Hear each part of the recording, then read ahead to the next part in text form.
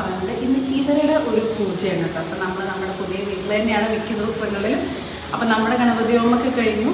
ഇനി ഇവർ ഇന്ന് മുതൽ പണി തുടങ്ങുന്ന ദിവസമാണ്. അതിൻ്റെ പൊളിക്കലും തുറക്കലും സിവിലും വർക്കൊക്കെ. അപ്പോൾ അതിന് മുന്നേ ആയിട്ട് ഇവിടുത്തുകാരുടെ ഒരു വിശ്വാസമാണല്ലോ. അപ്പോൾ അവർ ഗണപതിനെ വെച്ച് പൂജയൊക്കെ ചെയ്ത് അപ്പോൾ ആ ദിവസമാണ്. അപ്പോൾ നമ്മളിന്ന് ഇവിടെ എത്തി. അത് കഴിഞ്ഞ് പൂജയൊക്കെ കഴിഞ്ഞ് കഴിഞ്ഞാൽ അവർ ഇന്ന് മുതൽ പൊളിച്ചു കൊടുക്കും. കുറേ പേര് കഴിഞ്ഞ വീട്ടിൽ ചോദിച്ചിട്ടുണ്ടെങ്കിൽ ടൈൽസൊക്കെ മാറ്റുന്നുണ്ടോ എന്നൊക്കെ. അപ്പോൾ നമ്മൾ ജസ്റ്റ് അല്ലേ ലിവിങ് റൂമിലെയും കിച്ചണിലെയും ആ ഒരു ഇൻറ്റീരിയറിന് മാച്ചായിട്ട് ഇടാമെന്ന് വിചാരിച്ചിട്ടാണ്. ബാക്കി എല്ലായിടത്തും മാറ്റില്ല. ആ ഒരു ചെറിയ സ്ഥലത്ത് കാരണം കഴിഞ്ഞ പ്രാവശ്യത്തെ വീഡിയോ വെച്ചിട്ട് കുറേ പേര് ചോദിച്ചിട്ടുണ്ടായിരുന്നത്. അപ്പോൾ ആ ഒരു ചെറിയ 1-2 സ്ഥലത്ത് മാത്രം നമ്മൾ ടൈൽസ് ഒന്ന് മാറ്റാൻ വർക്കും കാര്യങ്ങളൊക്കെ ഉണ്ട്. അപ്പോൾ അതിൻ്റെ പണി ഇന്ന് തോന്നുന്നു.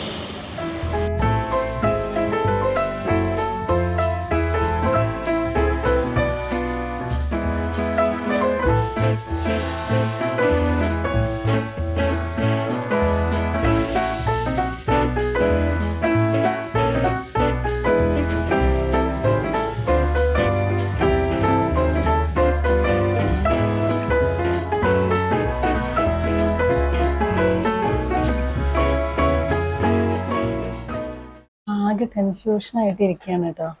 നമ്മൾ മെറ്റീരിയൽ സെലക്ട് ചെയ്യാണ്. ഒരുവിധം കിച്ചൻ്റെ കഴിഞ്ഞു. ഇനി വാർഡ്രോബാണ്.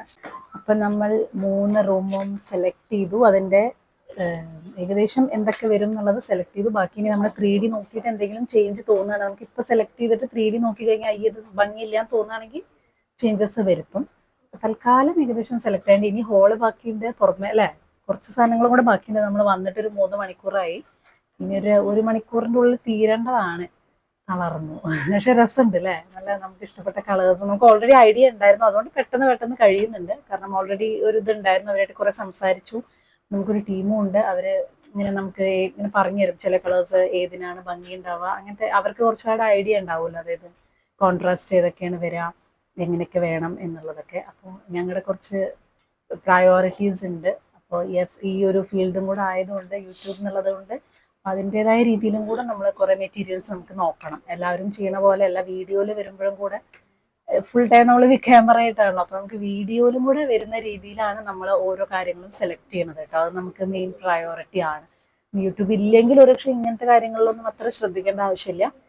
നമുക്ക് ഇഷ്ടപ്പെട്ടത് വെച്ചിട്ട് ചെയ്യാം. അപ്പോൾ അതിന് വേണ്ടിയിട്ട് കുറേ സമയം പോകുന്നുണ്ട്. ഇനി ഇത് കഴിഞ്ഞിട്ട് നമ്മൾ 3D ചെയ്യും. പിന്നെ അധികമല്ല, പിന്നെ പണിയാണ് മെയിനായിട്ട്. അപ്പോൾ മെറ്റീരിയൽ സെലക്ഷൻ ഇന്നത്തോടെ ഒരുവിധം തീരും. പിന്നെ ഇങ്ങനെ സാധനങ്ങളൊക്കെ ചിലത് വാഷ് ബേസിൻ പോലെയുള്ള 1-2 എണ്ണങ്ങളൊക്കെ വേണമെങ്കിൽ ചിലപ്പോൾ ഇനി 1-2 പ്രാവശ്യം കൂടെ വരേണ്ടി വരും തോന്നുന്നുണ്ട്. അങ്ങനെ ഇപ്പോൾ സമയം 3 മണിയായി. നമ്മൾ 10:30 പോകുന്നതാണ് വീട്ടിൽ നിന്ന്. ഒരുവിധം ഒരു 30% മെറ്റീരിയൽ സെലക്ഷൻ ഒരുവിധമായി. ഇനി നമുക്ക് ഒന്നും കൂടെ പോയി നോക്കണം. ഫ്ലോറിങ്ങിൽ ചെറിയൊരു കൺഫ്യൂഷൻ. ഇനി 3D വരുമ്പോഴാണ് അത് കറക്റ്റ് മനസ്സിലാവുക. അപ്പോൾ പിന്നെ നമ്മൾ ചിലപ്പോൾ ചേഞ്ച് ചെയ്യും. അങ്ങനെ ആകെ നല്ല രസമുണ്ട് കേട്ടോ ഈ പരിപാടി. നല്ല അടിപൊളി. സമയം പോണത് അറിയില്ല അല്ലേ. വിശപ്പും ദാഹമൊന്നും ഉണ്ടാവില്ല. പക്ഷെ നമുക്ക് പെട്ടെന്ന് എല്ലാം കിട്ടാനുള്ളൊരു നമുക്കറിയാം ഇഷ്ടപ്പെട്ട പരിപാടിയാണല്ലോ നമുക്കിത്. അതുകൊണ്ടാണ് നമുക്ക് ഇഷ്ടമുള്ള മേഖല ആയതുകൊണ്ടാണ് ഇത്ര ഇൻട്രസ്റ്റ്. രസമുണ്ട്. അങ്ങനെ ഫൈനലി ഇതാ നമ്മളെ വീട്ടിലെത്തി. ഇപ്പോൾ സമയം ഒരുപാടായിട്ടോ. നമ്മൾ രാവിലെ ഇറങ്ങിയതാണ്. ഇത് തന്നെയാണ് ഡെയിലി ഉള്ള ഓരോ പരിപാടികൾ. അപ്പോൾ നിങ്ങൾക്ക് ഇത് ഷൂട്ട് ചെയ്യുന്നത് എന്താണെന്ന് വെച്ചാൽ നിങ്ങൾക്ക് ഇതിനിടയിൽ വല്ല ടിപ്സ് ആൻഡ് ട്രിക്സ് ഒക്കെ പറയണമെങ്കിൽ പറയാം. അതേപോലെ തന്നെ ഞങ്ങൾക്കും കുറേ അനുഭവങ്ങളൊക്കെ ഉണ്ടാകും. പുതിയതായിട്ട് വീഡിയോ വയ്ക്കുന്നവർക്ക് കുറച്ച് കാര്യങ്ങളൊക്കെ പറയാം എന്ന് വിചാരിച്ചിട്ടാണ് ഇതിങ്ങനെ ഷൂട്ട് ചെയ്ത് ഓരോരോ വീഡിയോസായിട്ട് ഷൂട്ട് ചെയ്ത് ഓരോരോ പുതിയ സംഭവങ്ങളും വീടിൻ്റെ നിങ്ങൾക്കും കൂടെ കാണിച്ചു തരാമെന്ന് വിചാരിച്ചു. കാരണം നമ്മുടെ ജേർണിയിൽ നിങ്ങളും കൂടെ ഉണ്ടല്ലോ. അപ്പോൾ ഒരു വീടാകുമ്പോഴേക്കും നിങ്ങൾക്കും കൂടെ കാണിച്ചു തരാമെന്ന് വിചാരിച്ചു. അപ്പോൾ ഇപ്പോൾ ഞാനിങ്ങനെ വന്നിരിക്കുകയാണ്. വേറെ ഒന്നല്ല, കുറച്ച് അടിപൊളി ആമസോണിൻ്റെ കളക്ഷൻസ് സമ്മറിന് പറ്റിയിട്ടുള്ള ടൈപ്പും വെക്കേഷന് പറ്റിയിട്ടുള്ള ടൈപ്പൊക്കെ ആയിട്ട് കുറച്ച് കിടിലൻ കളക്ഷൻസ് വന്നിട്ട് എനിക്കറിയാം എല്ലാവരും ഇത് ചോദിക്കാൻ ചാൻസ് ഉണ്ട്. ഈ യെല്ലോ കളർ കോട്ട് സെറ്റ് എവിടുന്നാന്നുള്ളത്. അപ്പോൾ ഇതുപോലത്തെ ഒരു 4-5 കളർ ഡിഫറെൻറ്റ് പാറ്റേൺസിലും ഡിഫറെൻറ്റ് കളേഴ്സിലുള്ള അടിപൊളി കോട്ട് സെറ്റ് എന്ന് പറയാൻ പറ്റില്ല, ചുരിദാർ കുർത്ത സെറ്റ് തന്നെയാണ്. അപ്പോൾ അത് ഞാൻ വാങ്ങിയിട്ടുണ്ടായിരുന്നു. അപ്പോൾ അതിലൊന്നാണ് കേട്ടോ ഈ യെല്ലോ. നല്ല ബ്യൂട്ടിഫുൾ ആണ്. അതുമാത്രമല്ല അതേ ഒരു ഇതിൻ്റെ വേറൊരു പാറ്റേൺ. എല്ലാത്തിൻ്റെയും ലിങ്കും കാര്യങ്ങളും എല്ലാം ആമസോണിനാണ്. എല്ലാത്തിൻ്റെയും ലിങ്കും കാര്യങ്ങളും ഞാൻ ഡിസ്ക്രിപ്ഷനിൽ കൊടുക്കാം. ഇത് വേറൊരു പാറ്റേൺ. എഗെയിൻ നമുക്ക് കോട്ട് സെറ്റ് എന്ന് വിളിക്കാം, അല്ലെങ്കിൽ ഈ പറഞ്ഞ പോലെ കുർത്ത സെറ്റാണ് കേട്ടോ. ഇത് ആക്ച്വലി നല്ല എലഗൻറ്റ് ലുക്കാണ്. ഓഫീസ് വെയർ ആയിട്ടോ പറ്റുന്നതാണ്. ഇതൊരു വൈറ്റ്, ഇതിനൊന്നുമില്ല, വളരെ സിമ്പിളാണ്. ഈ ഒരു സ്ഥലത്ത് മാത്രം, ഈ ഒരു കോളറിൻ്റെ ഭാഗത്ത് മാത്രം ചെറിയ ഒരു എംബ്രോയിഡറി വർക്ക് പോലെയും ബ്ലാക്ക്. അതേപോലെ തന്നെ ഇതിൻ്റെ ബാക്കിലും ഒരു കൊക്ക് വേറെ എവിടെയില്ല. നല്ല തുണിയാണ്. ഈ ഡ്രസ്സ് അത്യാവശ്യം നിഴലടിക്കും, അതുകൊണ്ട് ഉള്ളിൽ എന്തെങ്കിലും കാമിസോൾ പോലെ ഇടണം. അതുകൊണ്ട് ഈ സെയിം ഡ്രസ്സ് ഇല്ലാത്തതുകൊണ്ട് ലിങ്കിൽ ഞാൻ അതിൻ്റെ ഒരു സിമിലർ ഡ്രസ്സാണ് കേട്ടോ കൊടുക്കണത്. പിന്നെ അടുത്തത് ഞാൻ കുറേ കാലമായി വിചാരിക്കുന്നു, ഇൻസ്റ്റാഗ്രാമിൽ ഞാൻ എപ്പോഴും കാണുമ്പോൾ ഇത് വാങ്ങണം വിചാരിക്കുന്നു. അങ്ങനെ തപ്പി നോക്കിയപ്പോൾ ആമസോണിൽ കണ്ടു. ഇൻസ്റ്റാ ആ ഒരു ഇതിനേക്കാളും ഭയങ്കര വില കുറവിലാണ് ആമസോണിൽ എനിക്ക് കിട്ടിയത് കേട്ടോ. ഇൻസ്റ്റയിൽ ഇതിന് ഭയങ്കര റേറ്റാണ് പറഞ്ഞത്. ഇത് മിറർ വർക്ക് ലക്നൗ കുർത്തിയാണ്. ഇതിൻ്റെ പ്രത്യേകത എന്ന് പറഞ്ഞിട്ടുണ്ടെങ്കിൽ കണ്ടോ, വളരെ ബ്യൂട്ടിഫുൾ ആയിട്ടുള്ള മിറർ സെറ്റ്. ഇതിൻ്റെ വേറെയും കളേഴ്സ് ഉണ്ടായിരുന്നു, എല്ലാം ഔട്ട് ഓഫ് സ്റ്റോക്കായി. നിങ്ങൾ നോക്കിയപ്പോൾ ചിലപ്പോൾ ഭാഗ്യമുണ്ടെങ്കിൽ നിങ്ങൾക്ക് നല്ല കളേഴ്സ് കിട്ടും.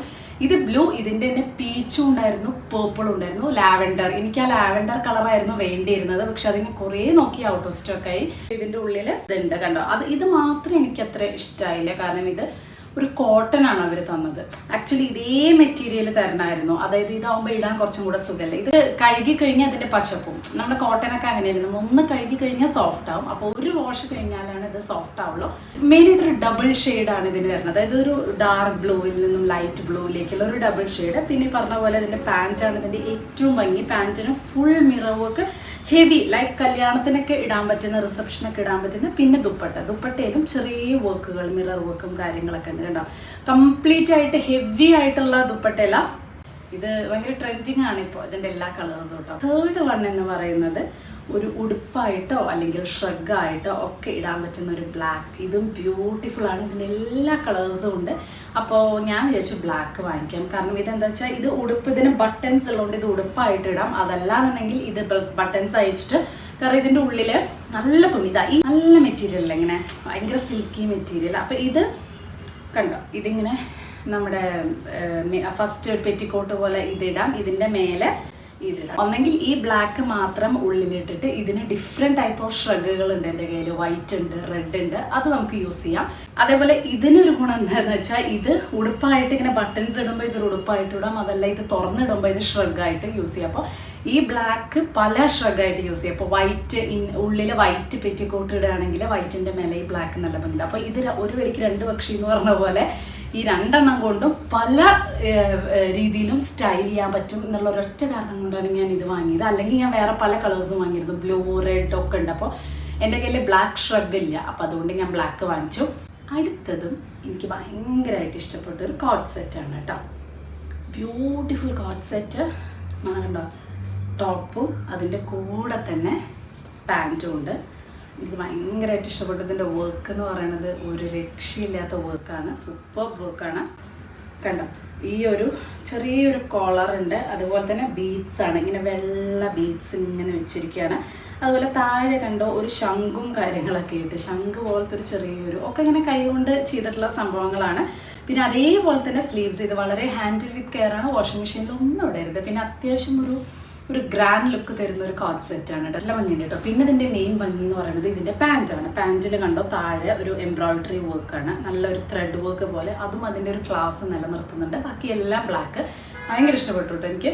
പിന്നെ ഞാനൊരു ജീൻസ് വാങ്ങിച്ചു, കാരണം എൻ്റെ കയ്യിൽ എനിക്ക് അത്ര കംഫർട്ട് ഇല്ലാത്തൊരു സാധനമാണ് ജീൻസ്. അപ്പോൾ എനിക്ക് ഭയങ്കര കംഫർട്ടായിട്ട് തോന്നിയ ഒരു ജീൻസ് എന്ന് പറയുന്നത് പെപ്പേ ജീൻസിൻ്റെ ഒരു ഒറ്റെണ്ണയുള്ളൂ ബ്ലാക്ക്. ആ ബ്ലാക്കിന് എന്താ വെച്ചാൽ ടോപ്പ് ലൈറ്റ് ഷെയ്ഡ്സ് ഇടുമ്പോൾ പറ്റില്ല, ഓൾറെഡി ഭയങ്കര ബ്ലാക്ക് കളറല്ലേ. അപ്പോൾ അതുകൊണ്ട് ഞാൻ വിചാരിച്ചു ഒരു ലൈറ്റ് കളർ ജീൻസ്, ഭയങ്കര റിവ്യൂ ആൻഡ് കംഫർട്ടായിട്ടുള്ള ഒരു ജീൻസ്, ടീഷർട്ടിൻ്റെ കൂടെ ഒരു യോയോ ലുക്ക് തരുന്ന ഒരു ജീൻസ്. കണ്ടോ നിൻ്റെ ഫ്രണ്ടിലൊക്കെ കണ്ടോ ഇവിടെ ഇങ്ങനെ ഒരു സ്റ്റാർ വർക്ക്, ഇതൊക്കെ ഇല്ലെങ്കിൽ എല്ലാവരും ഇടാറ്. ചെറിയ കുട്ടി ടീഷർട്ട് ആൻഡ് ടോപ്പിൻ്റെ കൂടെ എപ്പോഴും ആ ബ്ലാക്ക് ജീൻസ് എന്ന് പറയുമ്പോൾ, അല്ലെങ്കിൽ നേവി ബ്ലൂ ജീൻസ് പറയുമ്പോൾ ഒരു വർക്കും ഇല്ലാത്തത്. അപ്പം ഞാനങ്ങനെ വർക്കുള്ള ടൈപ്പ് ജീൻസ് ഒന്നും വാങ്ങിയിട്ടില്ല. അപ്പം ഞാനൊന്ന് വാങ്ങിക്കാൻ എനിക്ക് ഭയങ്കര ഇഷ്ടപ്പെട്ടു. പിന്നെ നല്ല റിവ്യൂ ആണ്, അപ്പം ഞാനൊന്ന് വാങ്ങിച്ച് നോക്കാമെന്ന് വിചാരിച്ചു. പിന്നെ ഭയങ്കര കംഫർട്ടായിട്ടുള്ളൊരു ജീൻസ് ആട്ടോ, നല്ല സുഖമുണ്ട്, കാണുമ്പോൾ തന്നെ അറിയാം നമുക്ക് നല്ല സോഫ്റ്റ് ആയിട്ടുള്ളൊരു ജീൻസാണ്. അപ്പോൾ ഇതും ഞാൻ വാങ്ങിച്ചു. അപ്പോൾ ഇത്രയാണ് ഞാൻ ആമസോണിൽ നിന്ന് വാങ്ങിച്ചില്ല. ഇപ്രാവശ്യം എല്ലാം കിടിലനാണ്. അപ്പോൾ നിങ്ങൾക്ക് തീർച്ചയായിട്ടും ട്രൈ ചെയ്ത് നോക്കാം. ലിങ്കും കാര്യങ്ങളൊക്കെ ഞാൻ ഡിസ്ക്രിപ്ഷനിൽ കൊടുക്കാം. ഇനി ഒരു 10 മിനിറ്റ് ഒന്ന് റെസ്റ്റ് ചെയ്യട്ടെ, എന്നിട്ട് വേണം പുറത്ത് പോകണം. കുറേ കാര്യങ്ങൾ ഇനിയുണ്ട് കേട്ടോ. രാവിലെ തന്നെ നമ്മൾ ഫുഡൊക്കെ ഉണ്ടാക്കി വെച്ച് പോയ കാരണം ഉച്ചയ്ക്ക് 3 മണി 3:30 എത്തിയപ്പോഴും എല്ലാ ഫുഡും ഉണ്ടായിരുന്നു. ഓലൻ, സാമ്പാർ, അത് ഇതൊക്കെ ഉണ്ടായിരുന്നു കേട്ടോ. ഇനി ഭക്ഷണം കഴിച്ച് നമുക്ക് സമയമില്ലേ, വേഗം പുറത്തിറങ്ങണം.